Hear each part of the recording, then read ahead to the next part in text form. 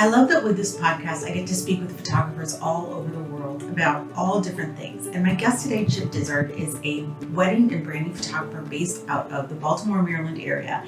I have followed Chip's work for a really long time, and I was so excited to sit down and have this conversation with him, talk about how life has changed since he became a photographer over 15 years ago, what he was doing before, and how social media has impacted his business.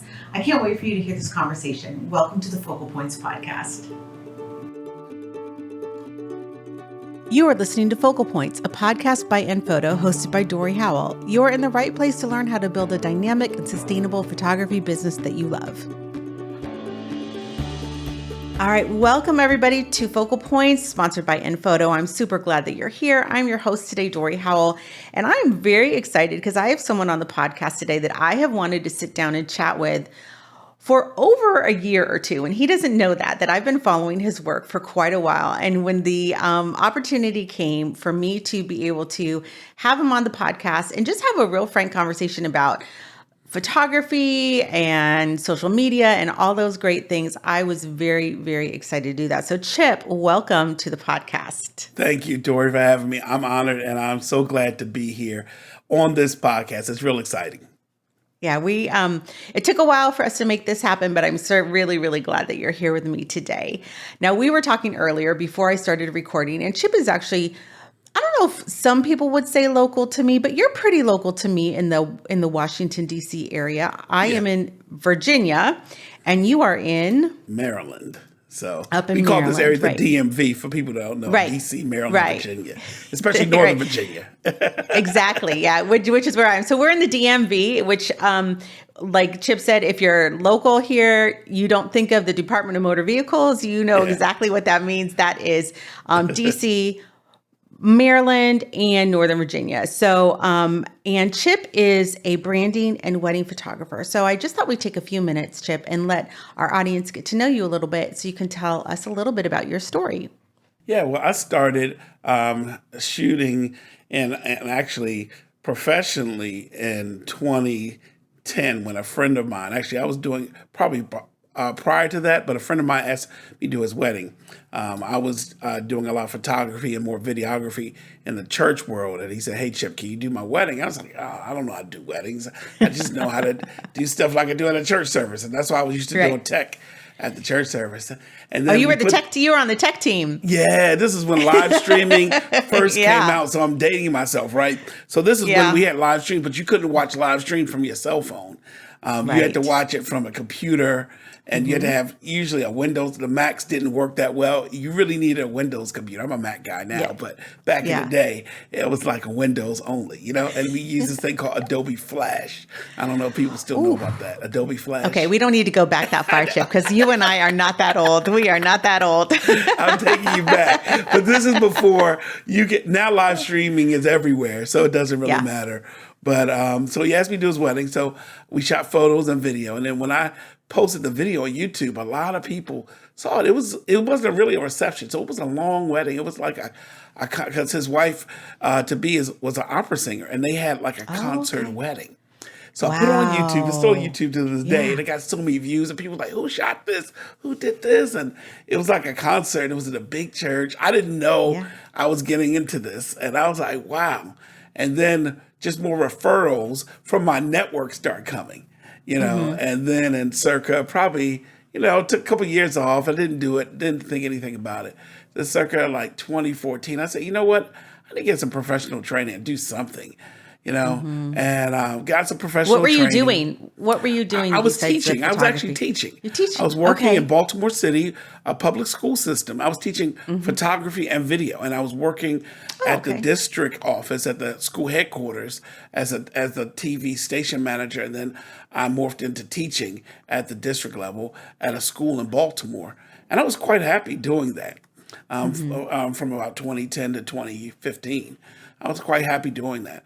And I just got an inkling from one of my mentors that, "Chip, you're going to be traveling. You're going to do anything." I said, "Listen, dude, I have a passport, but I barely use it.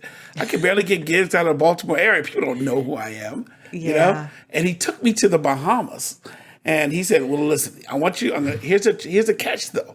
will you go to Bahamas with me? Because I wasn't even a shooter. He was already booked, a photographer. I was coming to shoot drone shots. And this is when drones, when we first came out, everybody didn't have a drone. I had a drone. I had it's like having version 1 of the iPhone, right? You know it's garbage, but you just get it anyway. And there was so much fascination with drones back there at that time. You know, I told you we just got back from Jamaica, and there were drones, even though it was against the resort rules. I mean, there were drones everywhere. There was this lady in the pool with a drone above the pool, just controlling it from her phone. And I'm like, maybe I need to get one of those. I don't know. But it looks so much easier than what it used to be. So anyway, my drones were large. Bahamas. Yeah, so we were in the Bahamas. Yeah. So I took it and I got it in the air, and it was like, oh my goodness, it was nervous. And this is when I was scared to bring things to an overseas country because you didn't know if it was going to get confiscated. They didn't really know. Now everybody drones are so tiny, but this one was big. I had to bring it in a suitcase. I meant it like a carry-on suitcase almost. So did it, got some buzz from it. The catch was, and this was where I morphed into a lot of the business stuff I do. When he told me, he said, Chip, I'm not going to pay for your ticket to Bahamas. You're coming to shoot me, but you have to pay. I was like, wait a second. You want me to help you? I got to pay for myself? Right? And I thought about it. I was like, man, this is crazy. So I turned him down. But then I thought about it. I said, I want to travel. I want to get Caribbean weddings. And I don't have anything. So nobody knows I can't even do anything. So guess what? Yeah. He was paying for my hotel and my transportation and my food. I just had to buy a plane ticket. And as you know, back then, teachers don't make a lot of money. And tickets to Bahamas were expensive. And, and it was during the summertime when I was not working. So when you don't work, you don't get paid as a teacher. So I didn't have a salary during the summertime. So I was working little odd jobs and things like that, but nothing that I could spend, $1,000-some plane ticket back then. So I scrounged up the money on credit cards and I got the ticket. And I finally said, you know what? And then I used all my drone pictures and my video for my portfolio. And then I started getting booked for drones and started getting booked for weddings.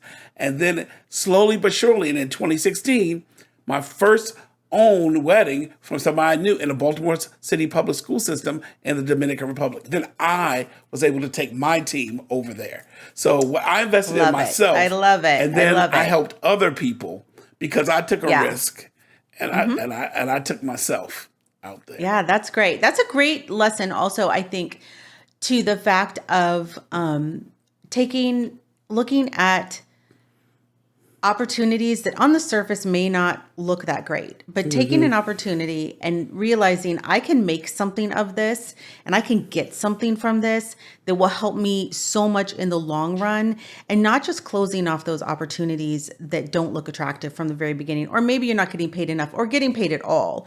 There is a way that you can strategize and create momentum for yourself within those opportunities most of the time. Not all the time, because sometimes, we know people just be cheap and they don't want to pay us. But correct. If you look at the big picture of things, if there's something you can get from it, sometimes there is an advantage of taking those opportunities and seeing what you can do with it. And it is a risk, but a lot of business is a risk. Going into business for yourself is a risk. Becoming an entrepreneur, especially a creative entrepreneur, is a big risk. So you got your first international wedding. You were being able to take people with you and that type of thing. Now I want to ask you how, because you've seen the same shift that I've seen in the industry. And, when we first started our business, Facebook was barely a thing, right? Like barely. if we want to date ourselves, like let's date ourselves, right? So Facebook was barely a thing. So how has this change in social media and in marketing your business, do you think, has it helped or hindered you? I think it's helped me tremendously because I'm open to things that are new. I've always been a techie. So I saw it especially when Facebook, let's not even talk about Instagram, let's talk about Facebook, when they changed our business pages from, remember we used to post our business pages and it showed up on the feed. You didn't have to boost posts or do anything. Right. And then all of a sudden we was like, oh my God, we got to pay to play. I was okay with that because I figured in my head that, you know what, most of these photographers are going to be too cheap because they're like, oh my God. So I'm going to figure out how to learn and master social media marketing and Facebook ad marketing. So I studied took some classes, did some of the stuff. So I really started out well. And I was able to come above the fray because I was willing to put money in places and waste a lot, unfortunately. Yeah, it's trial and error, right? Yeah, trial and error. into Facebook marketing, especially when it came to my business page. Well, and a business pages and posts and things like that. So I liked it. I didn't love it, but I saw it like this. It's like when you go to Disney World or Disneyland and you get this thing called a flash pass or whatever it's called, and you get to the front of the line. It's a fast pass, Chip. It's a fast pass. Okay, Come on, yeah, come that on. one. Yeah, I know. I have kids, and we all been to Disney, and Disney is expensive in itself. So Yes, to it get is. a shorter line, you pay more. And it's still a long line there. It's like TSA pre-check, but it's still, I figured that. But I also figured that you had to have three things, Dorie, and I say this all the time to my mentees. I say you have to have good work. You have to, and that means that people who are your peers have to, not only your peers, but your clients have to continue to book you. Good branding, that's your website, that's your, of course, social media. And then the third thing a lot of people don't have is what I help people with, good contacts. If people don't know you, like if you don't follow me or if you don't research me or do stuff, like I'll even be on this podcast. So people have to know that you're credible and like, hey, I know Chip, or hey, I know Dora. She's official. You know, you wouldn't be the host of this podcast if you weren't official. If you weren't, if you didn't have receipts. That's kind of true. No, I'm just saying that because that's the reality, and people who are just starting out have to know that the work takes you so far, but your name goes even further. And that's what I figured out really quickly, especially when it came to social media marketing. Creating a beautiful product line to show to our clients and present to our clients sometimes can be really difficult because the options seem endless. One thing that my clients love and what I offer everyone is the complete set by InPhoto. It's a 3-in-1 combo product that allows me to give them a beautiful presentation box, a USB, and also a book or an album of all their images from their event or their session. And it's something that is a hit every single time. If you're looking for samples for your studio, absolutely take advantage of the 75% discount that InPhoto offers all new clients. Head over to our show notes page and grab that sample discount today. Right. Now, did you stick really heavily into social media marketing, or were you able to take that initial touch point of a Facebook ad or that type of thing and do any in-person marketing? Yeah. Or have you stayed pretty much on social? Yeah. No. I didn't just stick with social. I love in-person marketing because I think nothing beats a referral, a hard referral. Yeah. And especially if you're in the wedding business. I tell people all the time, if you have a solid word of mouth, a wedding planner, a cake baker, whoever, a DJ, because here's the thing about referrals. People love, and I teach on this, people love telling people who is good in their life. So, Dorie, if I say, hey, I'm in Vienna, I'm stuck, I'm looking for a great mechanic. You would say, you know what? I got a great mechanic in Vienna. Or I have a great mechanic in Dumfries or wherever I am in Virginia, or I'm looking for a great photographer. So they love to share people that has done well by them. And I think that is the thing that I want to get to a point where my word of mouth and my social media worked in tandem, and of course my SEO and other stuff. But we have all those gears running, especially that you tend to do well and tend to stay around. The people that's been around a long time have good word of mouth. Of course, they have great work. Of course, they have good branding. But they have referrals that keep coming and coming, and they work, but they don't work as hard as some of other photographers have. Yes, that is true. That is true. That once you can get a referral chain working and you start getting that business in, the business is easier to secure, first of all, because people who have paid your rates and seen your work, they've researched you before they've seen you. It isn't just a matter of a Google search. Like, they have that connection. And I think we all know that I'm more inclined to seriously look at hiring someone if they've come well recommended from a friend or a coworker or someone that I trust. And I think that's just human nature, that we're going to do, lean into that a little bit more. I think when you were talking earlier about paid to play on Facebook. Facebook, I think, gave a lot of small business owners, and I don't just want to say photographers, but small business owners, a little bit of a unrealistic idea of what it was like to truly market and promote a business, because they made it so easy at first when they were showing posts to everyone. And the photography community screamed when they started not showing posts unless you promoted them and boosted them, or however you do it with your ads. But it's actually more of an equal playing field, I think now. It's like, if you want to invest in your business is an investment. It's not just our cameras. It's also going to be our marketing, our advertising, our branding. All of the things that go into that are going to cost money. And that's what businesses have to do to get the word out and get hired. And it was, for a time being, maybe even like 8 to 10 years, where people just thought, oh, I'm just going to throw up this fan page and then they'll see all my images and they'll want to hire me. And that's really not how true business works. And that's not what you're going to see people like us who've been in it longer than a decade and still busy. That's not how we're running our business behind the scenes and promoting our business behind the scenes.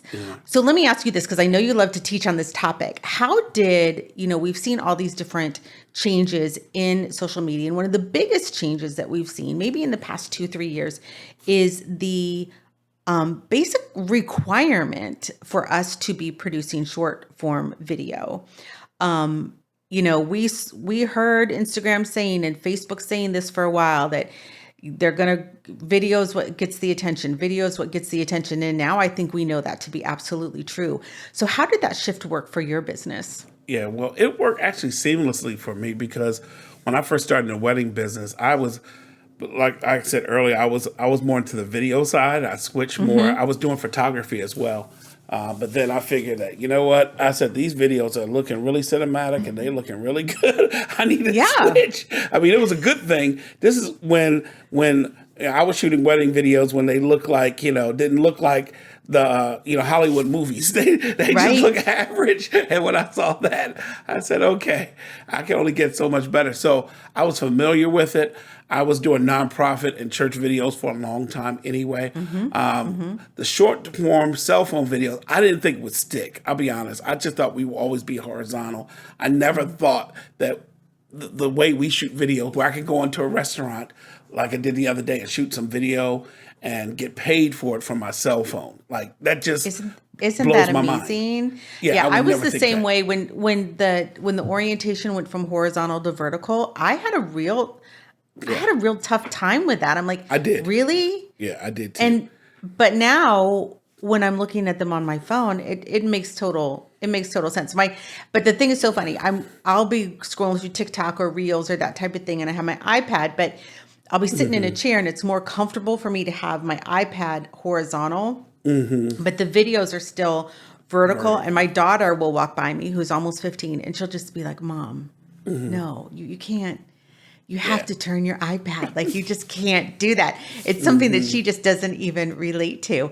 But it's just more comfortable for me to hold it that way. But you can't do that on the phone. You can do that on iPad, but you can't do it on phone otherwise. At least with me, with my eyes, I would never see it, like, at all. Nothing at all.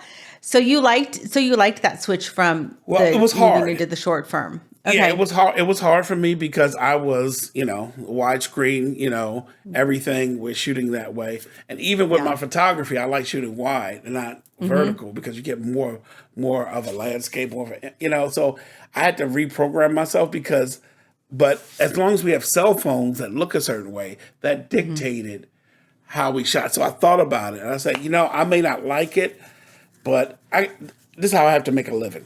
Sure. I may not love it, but I have to reprogram myself. So yes, I'm not on board with everything that Instagram and Facebook and even TikTok does, but I understand where we are now, and I understand that things change and things may come back, and you never know 10 years from now what will happen. You don't know who will be around. You don't know, and we have no clue, because 10 years ago, did we know about a TikTok?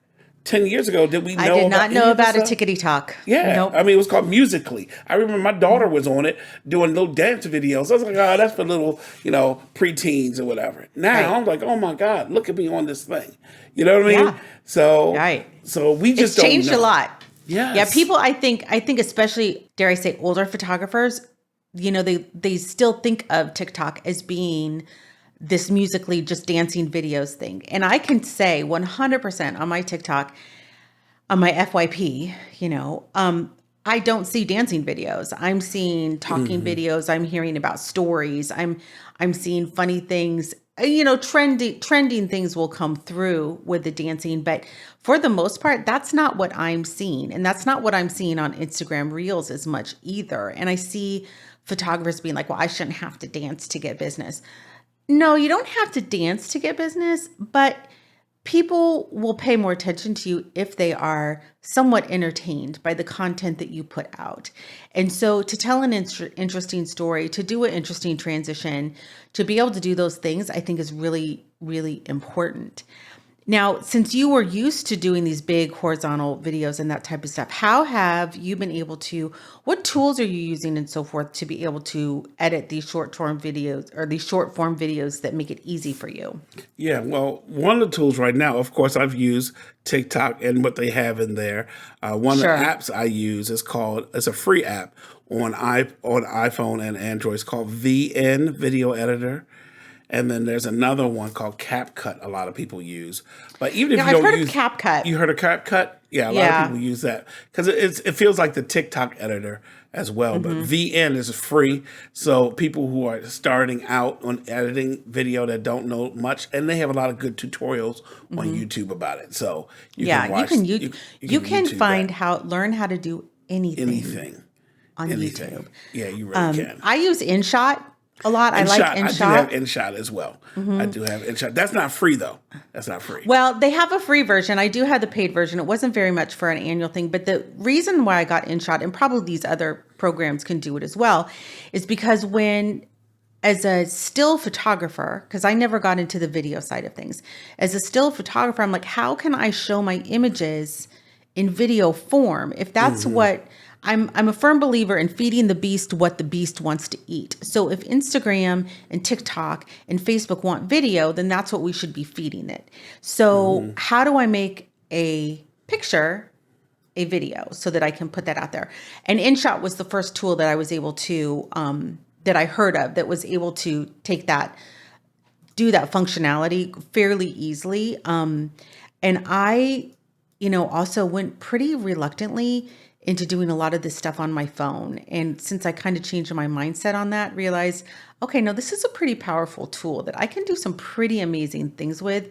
Like I said, I have bad eyes. I wish this, I have the biggest iPhone you can get. Like my husband was like, really, you need like the big one? I'm like, yeah, I really do need the big one. Like so I will do it on my iPad sometimes, but I can do it while I'm sitting in my living room or in parking lot, waiting for my daughter to get out of cheer or something. I'm not tied to my desk as much. And that has been very, very freeing when it comes to those kinds of things. I have held you entirely too long, and I think I could sit and talk to you for hours. So can you come back? Will you come back? Sure can. No, we can do part two. I am here and I am ready, and we can just chat like, I love chatting. I love it. So I love it so much. I don't mean to cut us off, and I know that you are a big, big proponent of photography education and building photographers up and wanting to see their success. So can you tell my audience where they can find you and learn more about how you support the photography industry? Sure. My website is Dizard, Dizard.com. And that is my education website, my photography website, where I help photographers. And you can see some of my work, and you can see where I speak and what I'm doing next. So really want to help photographers thrive and creatives thrive, not only in business and just in life, because I think this is an honorable profession. Sometimes people don't take it seriously. Sometimes they think it's a hobby, but people make a great living. I've been fortunate since 2015 to make a really good living off of it. But more importantly, to capture memories and to share it, get people years later. I run into the street and say, "You did my so-and-so's, my auntie's wedding." I was like, "Oh my God, I'm feeling old." But yeah. No, don't bring up the aunties. Don't bring up the aunties, right? So I'm like, oh my gosh. But it's really, I'm really fortunate. And I think that we have a responsibility, Dorie, like you do now, to give back and to help others, because someone helped me, gave me a chance when I didn't know what I was doing. So I feel like I should do the same. I love it. I love it so very much. Well, you're going to be able to link to all of Chip's websites, Instagram, all those good things, be able to find him on our show notes page, which is focalpointspodcast.com. Look for his smiling picture and you'll know that you are in the right place. And make sure that you follow him and check him out, because he's a really great educator and also just has a true heart for our industry, which I think is awesome. So Chip, thank you so much for being here with me today. I really do appreciate it. Thank you for having me, Dorie. I appreciate it as well. Thanks. Thank you for joining us today. Don't forget to head over to the show notes page at blog.enphoto.com/podcast. That's blog.enphoto.com/podcast. Get the download for this program and link to a wonderful, wonderful 75% off special for your first sample order from Enphoto. You don't want to miss it.